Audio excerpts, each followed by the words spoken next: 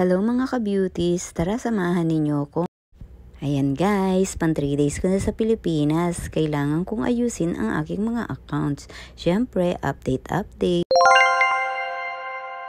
Ayun, inabot ako ng gutom guys. Siyempre, hindi naman ako pwedeng hindi kumain. So ayun, pumunta ako dito sa may MOA. Kumain ako sa Conrad's Restaurant guys.